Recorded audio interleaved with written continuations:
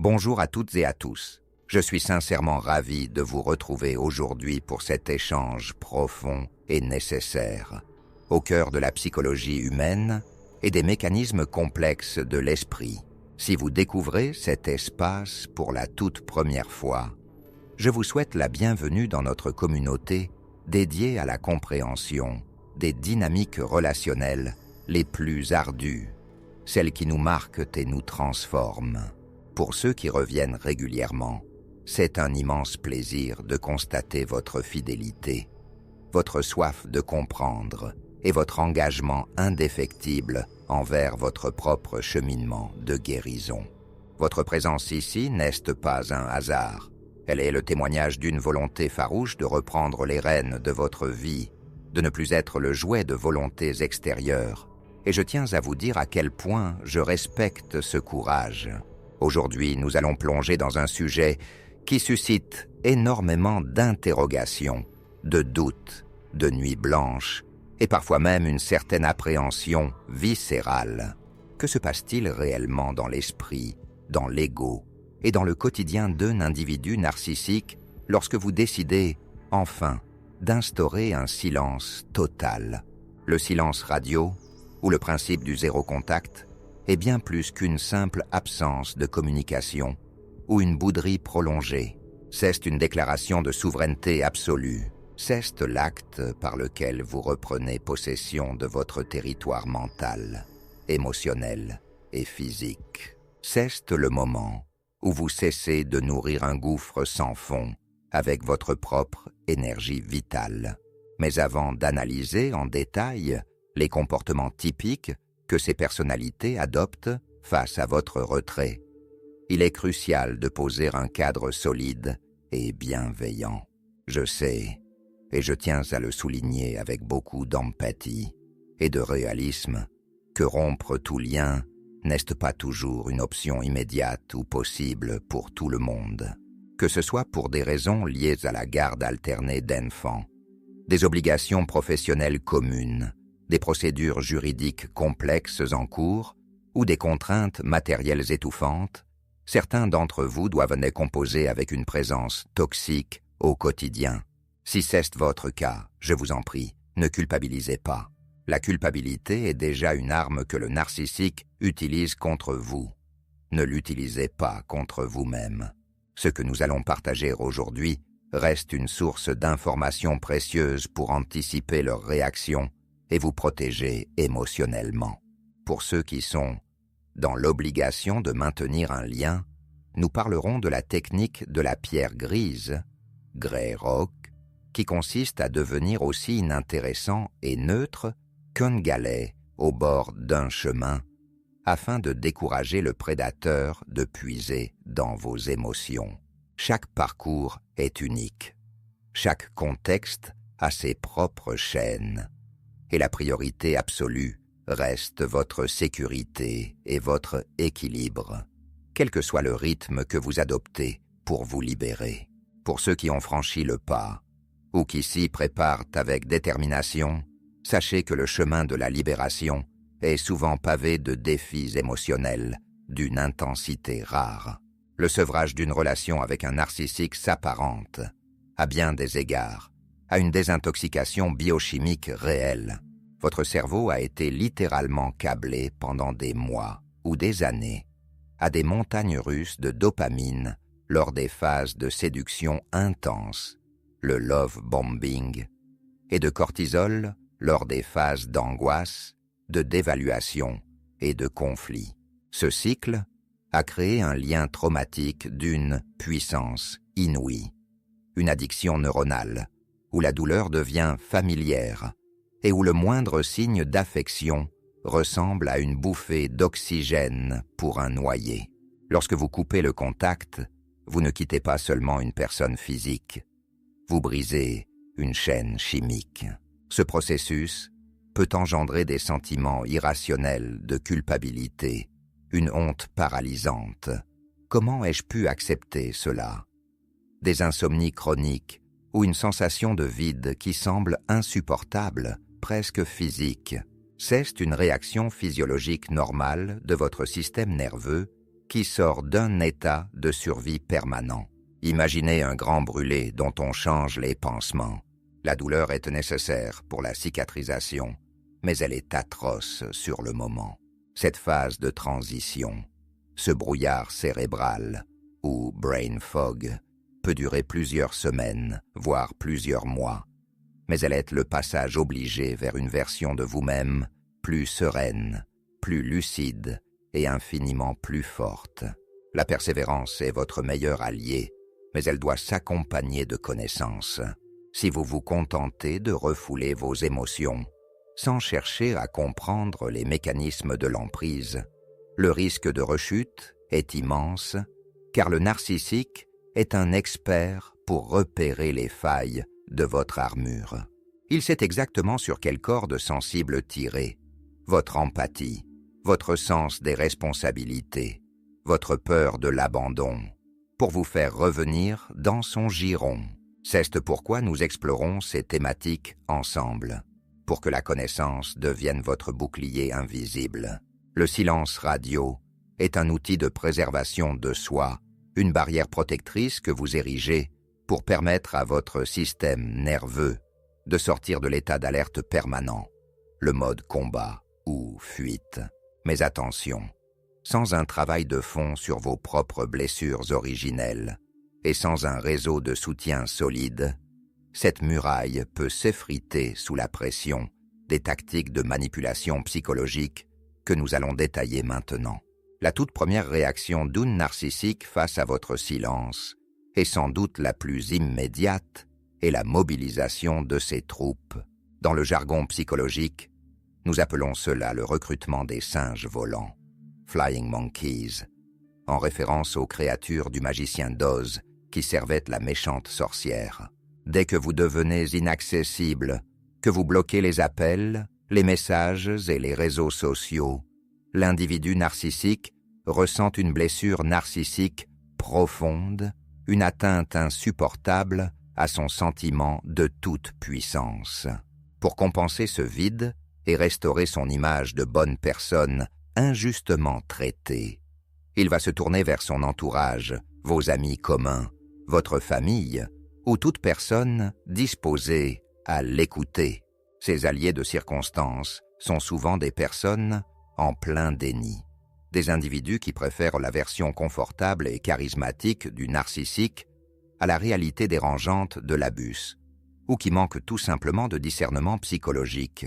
Le narcissique va alors tisser une toile de mensonges sophistiqués, où il se présente comme la victime éplorée, dévastée par votre incompréhensible cruauté. Il va dramatiser le moindre incident passé en inversant les rôles. La technique d'Arvo, Deny, Attack and Reverse, Victim and Offender. Il dira « Je ne comprends pas. J'ai tout fait pour elle, lui. J'ai sacrifié ma carrière, mon temps. Et du jour au lendemain, plus rien. Je m'inquiète sincèrement pour sa santé mentale. Je pense elle fait une dépression ou elle met sous l'influence de mauvaises personnes. Son but est double. Isoler votre vérité pour que personne ne vous croie et s'assurer que le monde extérieur valide sa propre version déformée de la réalité. Il cherche à ce que ces intermédiaires vous contactent pour vous dire « Tu devrais lui répondre. Elle est vraiment mal en point. Tu es trop dur. La vie est courte. » C'est une triangulation perverse où il utilise l'empathie naturelle des autres pour briser votre silence. Soyez prêts à affronter cette tempête sociale avec une dignité de marbre. Votre force résidera dans votre capacité à ne pas vous justifier, à ne pas entrer dans l'arène des explications sans fin auprès de ceux qui ont déjà choisi de croire aux mensonges. Expliquez votre vérité à un singe volant. C'est comme essayer de peindre un mur sous une pluie battante. C'est épuisant, frustrant et totalement inutile. Votre valeur ne dépend pas de la perception d'un groupe manipulé. Vous savez ce que vous avez vécu dans l'intimité. Vous connaissez les larmes versées dans l'ombre, les nuits de doute et les mots qui ont agi comme des lames sur votre âme.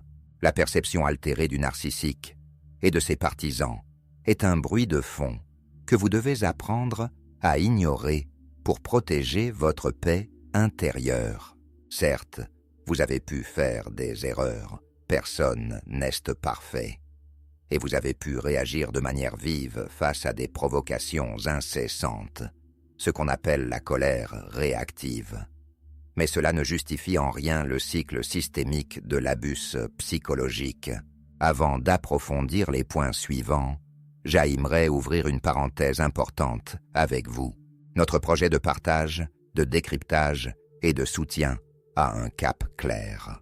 Nous souhaitons atteindre le seuil des 1000 abonnés pour donner plus de poids à ce message de libération et de santé mentale. À la différence de nombreuses plateformes, nous avons fait le choix conscient de ne solliciter aucun apport financier de votre part. Votre simple présence, votre j'aime et votre abonnement représentent pour nous une aide inestimable pour que ces conseils atteignent ceux qui en ont le plus besoin, parfois dans l'urgence la plus absolue. Ce qui n'est qu'un clic pour vous constitue pour notre équipe une avancée majeure dans notre mission d'utilité publique. Bâtissons cette communauté de résilience ensemble, brique par brique. Merci pour votre fidélité et poursuivons notre analyse détaillée. Le deuxième comportement classique est sans doute l'un des plus douloureux et cyniques à observer, est la mise en scène ostentatoire d'une nouvelle source d'approvisionnement. Les narcissiques sont des êtres profondément parasitaires sur le plan émotionnel. Ils ne supportent pas le vide, car le vide les renvoie à leur propre néant intérieur, à cette insécurité fondamentale qu'ils cachent derrière un masque de grandeur. Ils ont un besoin vital d'une personne à manipuler, à utiliser comme miroir de leur propre importance et sur qui projeter leurs propres ténèbres. Dès que vous coupez le cordon, ils vont chercher, avec une rapidité qui peut sembler inhumaine, voire choquante, un remplaçant ou une remplaçante. Parfois, ils retournent vers une ancienne conquête qu'ils avaient gardée en réserve. Parfois, ils dénichent une nouvelle proie vulnérable qu'ils s'empresseront d'exhiber. Cette stratégie a un objectif de destruction psychologique ciblé. Vous infligez une blessure de rejet ultime en s'affichant plus heureux que jamais quelques jours seulement après votre départ. Ils cherchent à vous envoyer un message subliminal, dévastateur. Tu n'étais rien, tu étais interchangeable, et regarde comme ma vie est merveilleuse maintenant que tu n'es plus là pour la gâcher. C'est une mise en scène totale, un décor de théâtre en carton-pâte. Ils utilisent cette nouvelle personne comme un accessoire de leur vengeance. Dans leur esprit, si vous voyez qu'ils sont épanouis, cela prouve rétroactivement que vous étiez le seul et unique problème de la relation.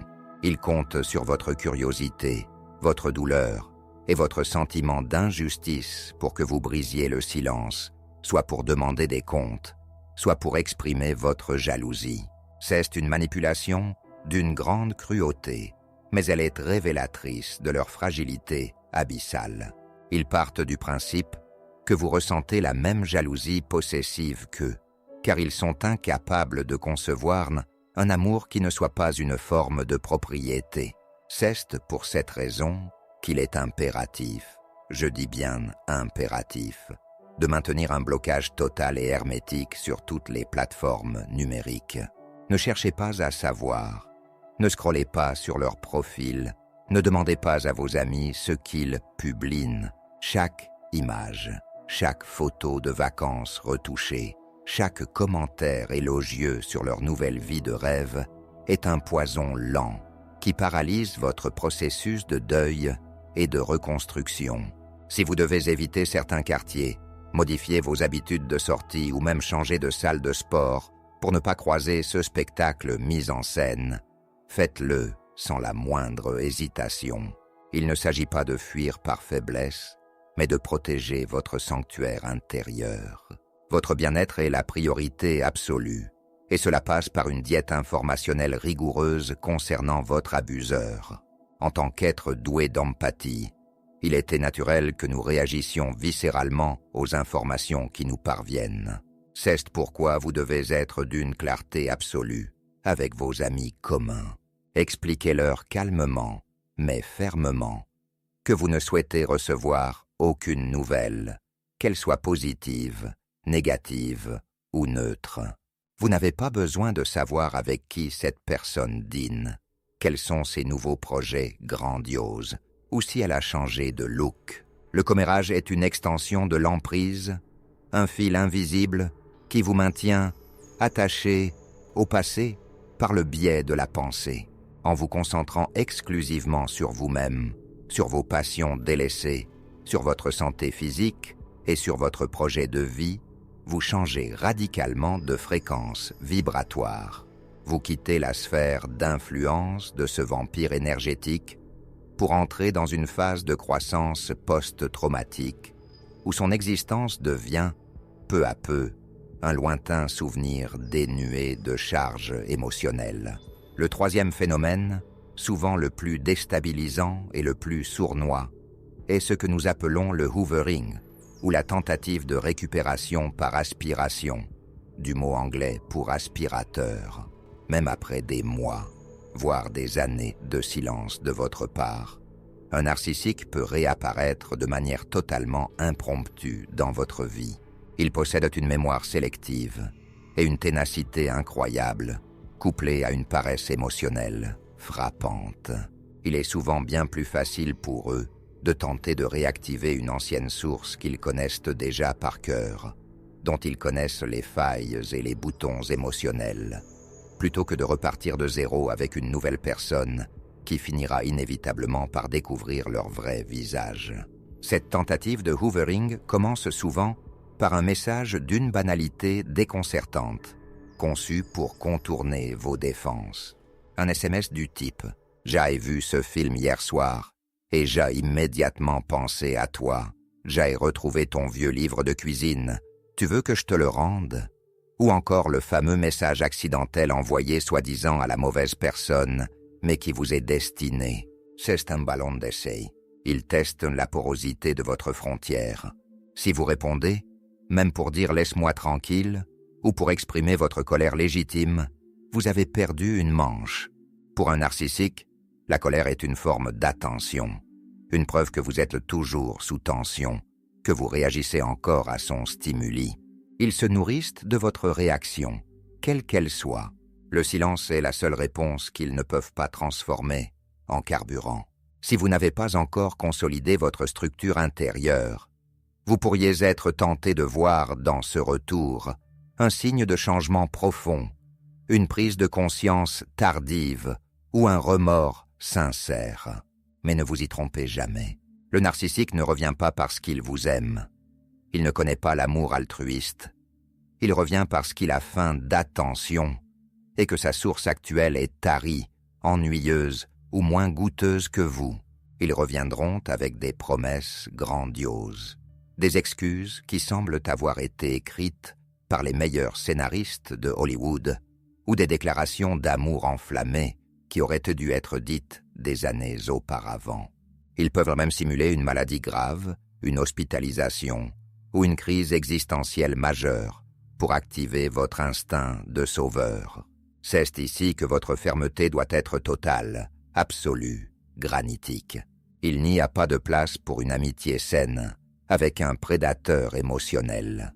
La porte doit rester verrouillée, non par méchanceté, mais par un acte d'amour et de respect profond envers la personne que vous êtes en train de devenir. Si, par malheur ou par vulnérabilité momentanée, ce qui peut arriver, nous sommes humains, vous laissez une faille dans votre armure et que le narcissique parvient à se réinsérer dans votre espace, vous entrerez quasi instantanément dans la 4e phase, le bombardement amoureux de seconde zone, ou love bombing de rappel.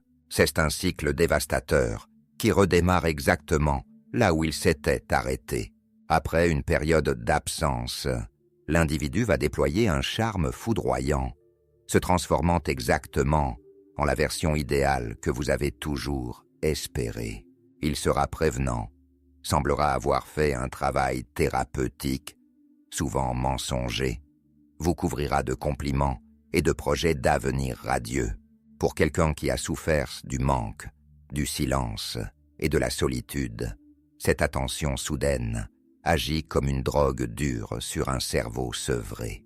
On a désespérément envie d'y croire. On veut se dire que cette fois, c'est différent, qu'il a enfin compris la valeur de ce qu'il a perdu. Pourtant, cette phase n'est qu'un mirage tactique, une technique de capture pour vous ramener dans l'enclos. Elle est structurellement éphémère car elle demande trop d'énergie au narcissique pour maintenir ce masque de perfection. Très vite, une fois qu'il sent que vous êtes à nouveau acquis et que vous avez baissé votre garde, les vieux démons ressurgissent avec une violence décuplée.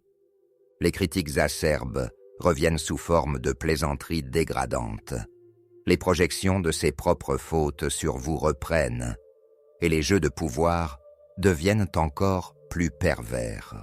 Chaque fois que vous retombez dans ce piège, votre estime de soi subit un choc sismique. Vous vous en voulez d'avoir été dupe, et c'est exactement ce qu'il veut, que vous vous sentiez faible, instable et incapable de vivre sans son approbation. Avant de céder à la tentation d'une réconciliation, posez-vous cette question vitale. Le prix à payer pour quelques jours d'illusion vaut-il la destruction définitive de votre paix intérieure et de votre santé mentale? La 5e stratégie, plus subtile et véritablement terrifiante, est l'attente patiente de votre moment de vulnérabilité maximale. Les narcissiques possèdent un instinct de prédateur très affûté pour détecter les failles dans votre cuirasse. Ils semblent savoir, de manière presque surnaturelle, ou par le biais d'informations glanées via des tiers, quand vous traversez une période de doute, quand vous êtes affaibli par une grippe, quand vous faites face à un deuil familial ou à une difficulté professionnelle majeure. C'est à ce moment précis, quand vos défenses psychologiques sont au plus bas et que votre besoin de réconfort est à son comble, qu'ils tenteront une approche douce et empathique. Ils se présenteront comme votre rocher, comme la seule personne qui vous connaisse vraiment et qui puisse vous comprendre dans cette épreuve. Mais cette main tendue n'est qu'un crochet déguisé en velours. Leur but n'est jamais de vous soutenir sincèrement, mais de profiter de votre détresse pour rétablir une dépendance émotionnelle. Ils veulent que vous vous disiez, dans un moment d'égarement, finalement, malgré tout, il est là quand ça va mal. C'est un calcul cynique pour effacer des mois de maltraitance par un simple geste de présence. C'est pourquoi la guérison doit être un processus holistique et proactif. Il ne suffit pas de bloquer un numéro de téléphone. Il faut soigner les parties de vous qui se sentent encore incomplètes, seules ou indignes, d'un amour sain et stable. Ce travail de l'ombre, souvent effectué avec l'aide d'un thérapeute spécialisé, est ce qui vous permettra de rester debout, même quand le vent de l'adversité souffle fort.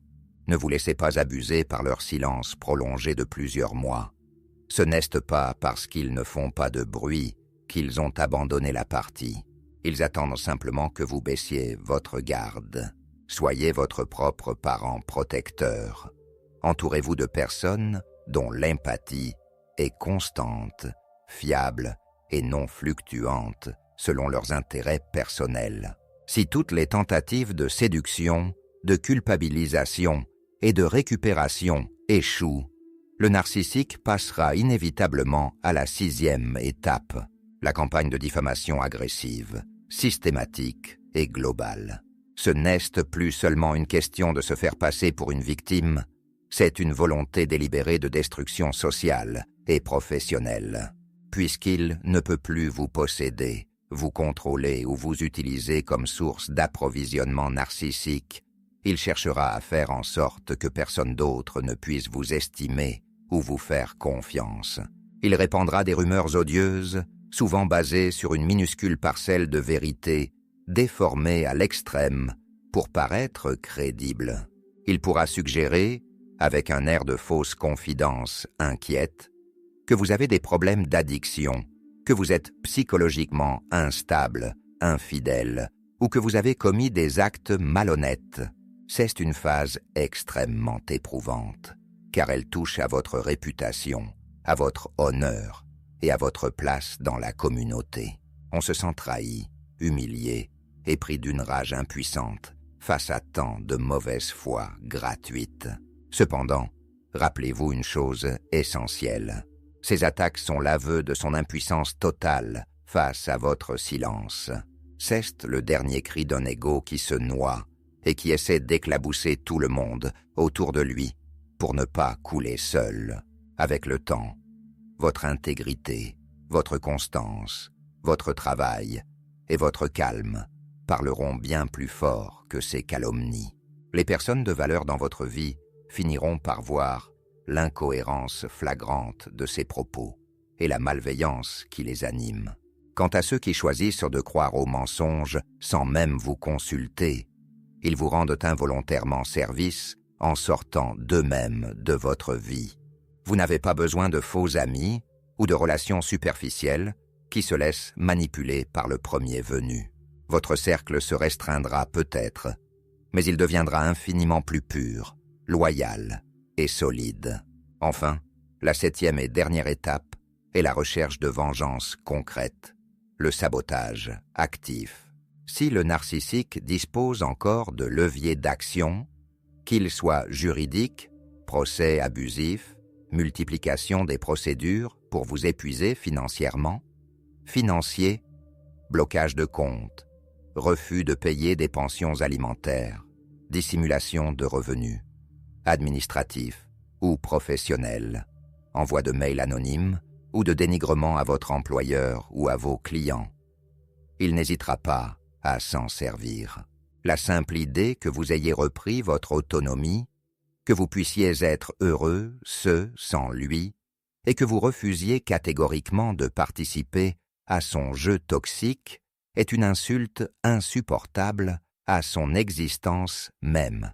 Il préférera vous voir couler socialement ou financièrement plutôt que de vous voir réussir et vous épanouir loin de son influence. C'est ici qu'il faut agir avec une prudence de serpent et une stratégie de joueur d'échecs aguerri. Protégez vos arrières de manière méthodique. Changez tous vos mots de passe, mail, banque, réseau. Sécurisez vos documents importants. Passeport, acte de propriété, diplôme, chez des tiers de confiance ou dans un coffre. Documentez chaque interaction si elle est obligatoire, par écrit uniquement, et consultez des avocats qui comprennent réellement la psychologie des personnalités narcissiques, ce qui est un critère de choix crucial. Ne sous-estimez jamais la rancœur d'une personne dont l'ego a été bafoué par votre indifférence. Certains pourraient vous qualifier de paranoïaque, mais il s'agit en réalité de prudence élémentaire face à un profil qui ne connaît pas de limites morales. En fermant hermétiquement toutes les brèches matérielles, vous envoyez le message ultime de votre libération. Tu n'as plus aucune prise sur ma réalité. Cette transition de la victime vers le survivant, puis vers l'individu pleinement souverain, est le voyage le plus exigeant mais aussi le plus gratifiant de votre existence. Il est également fondamental de comprendre que le narcissique vit dans un état de projection permanente. Tout ce qu'il vous reproche, tout ce qu'il dit de vous lors de ses campagnes de diffamation, est en réalité une description précise de ses propres comportements, de ses propres peurs et de sa propre noirceur. S'il vous accuse d'être manipulateur, c'est qu'il est en train de manipuler. S'il vous accuse d'être égoïste, c'est qu'il ne pense qu'à lui. Cette clé de lecture est extrêmement libératrice. Elle vous permet de ne plus prendre ses attaques personnellement, mais de les voir comme des aveux involontaires. Son venin ne vous appartient pas. Vous n'êtes que le réceptacle sur lequel il essaie de décharger sa propre haine de soi. En refusant d'être ce réceptacle par le silence radio, vous le forcez à faire face à sa propre image, ce qui est pour lui le pire des supplices. Prenez le temps, chaque jour, d'observer les signes subtils de votre environnement et de votre propre corps. Apprendre à identifier les comportements manipulateurs dès leurs premières manifestations n'est pas de la méfiance maladive, c'est de l'intelligence relationnelle et de l'instinct de conservation. Observez comment une nouvelle connaissance parle de ses échecs passés. Assume-t-elle sa part de responsabilité, ou est-elle toujours la victime innocente de fous, de pervers ou de méchants? Un individu sain respectera vos limites dès que vous les exprimerez clairement, tandis qu'un narcissique les percevra comme un défi personnel à relever, une barrière à briser ou une insulte à son importance. Faites confiance à votre intuition, ce sixième sens, ou cette petite voix que vous avez appris à étouffer pendant trop longtemps, pour plaire à l'autre ou pour éviter les conflits. Si quelque chose vous semble bizarre ou trop beau pour être vrai, c'est que ça l'est généralement. Maintenir ses frontières personnelles n'est-ce pas un acte d'agression, de froideur ou d'égoïsme? C'est la condition sine qua non de votre santé mentale et de votre dignité. Apprenez à dire non sans ressentir le besoin de fournir une dissertation de justification de 3 pages. Un non est une phrase complète qui se suffit à elle-même. Si quelqu'un tente de piétiner votre espace émotionnel ou de minimiser vos ressentis en disant « tu es trop sensible » ou « tu te fais des idées », c'est un signal d'alarme rouge vif. Votre énergie est votre ressource la plus précieuse et la plus limitée. Ne la gaspillez plus à essayer de convaincre des murs de pierre de devenir humains ou à expliquer l'empathie à ceux qui en sont dépourvus par structure. La reconstruction après un tel séisme émotionnel demande une immense douceur et une patience infinie envers vous-même. Ne vous blâmez pas pour les jours de rechute mentale, où vous vous sentez faible, pour les jours où vous avez envie de pleurer sans raison apparente, ou pour les moments où la colère vous submerge face à l'injustice. Célébrez chaque petite victoire quotidienne, aussi infime soit-elle. Une journée entière passée sans consulter son profil. Le plaisir simple de redécouvrir un plat que vous aimiez et qu'il détestait, ou simplement le silence apaisé et sécurisant de votre foyer le soir. Le processus de guérison n'est jamais une ligne droite ascendante. C'est une spirale qui repasse parfois par des zones d'ombre connues, mais chaque fois avec une perspective plus haute, plus lucide et plus résiliente. Le soutien extérieur est souvent la clé pour briser définitivement le plafond de verre de l'isolement, dans lequel le narcissique a tenté de vous enfermer. Que ce soit par le biais d'un thérapeute spécialisé dans les traumatismes complexes et l'emprise, d'un groupe de parole où vos mots trouvent enfin un écho sans jugement, ou d'amis dont la loyauté et la bienveillance ont été prouvées par le temps. Ne restez pas seul avec vos pensées obsédantes. Partagez votre récit avec ceux qui comprennent la mécanique précise de l'emprise, permet de dissiper le brouillard de la dissonance cognitive, ce conflit intérieur épuisant entre l'image idéalisée que vous aviez de l'abuseur au début et la réalité brutale de ses actes. Vous n'êtes pas fou, folle, vous n'êtes pas seul. Et il existe une multitude de personnes qui, comme vous, ont traversé ce désert aride pour trouver une oasis de paix bien plus belle et authentique qu'auparavant. N'oubliez pas que le silence radio est aussi un temps pour vous redécouvrir. Qui étiez-vous avant cette relation? Quelles étaient vos passions, vos rêves, vos rires spontanés? Le narcissique a passé du temps à éteindre vos couleurs pour que vous ne soyez qu'un reflet de ses propres besoins. Reprendre contact avec soi-même est l'acte de rébellion le plus puissant qui soit. Reprenez ce cours de danse. Recommencez à peindre, voyagez là où vous le souhaitez, entourez-vous de fleurs et de lumière. Chaque acte de soin envers vous-même est un clou supplémentaire dans le cercueil de l'emprise qu'il exerçait sur vous. Vous n'êtes pas seulement un survivant, vous êtes en train de devenir un créateur de votre propre existence, libéré des chaînes du passé. Nous arrivons au terme de cette longue et nécessaire réflexion. et je tiens à vous exprimer ma plus profonde gratitude pour avoir partagé ce temps précieux avec moi. J'espère sincèrement que ces analyses détaillées vous apporteront un éclairage nouveau, une boussole fiable dans la tempête et surtout la force intérieure de maintenir votre cap vers la liberté. N'hésitez pas à enrichir cet échange en partageant vos propres expériences, vos victoires sur le silence, vos moments de doute ou vos conseils de résilience dans l'espace de discussion ci-dessous. Votre témoignage est peut-être exactement ce qu'une autre personne a besoin de lire, ici et maintenant, pour ne pas craquer ce soir. Votre voix a de la valeur. Votre histoire mérite d'être entendue. Souvenez-vous, chaque matin en vous levant, que vous possédez une valeur intrinsèque immense, une lumière unique que personne, aucun manipulateur, aucune campagne de dénigrement, aussi violente soit-elle, ne peut éteindre si vous décidez fermement de la protéger.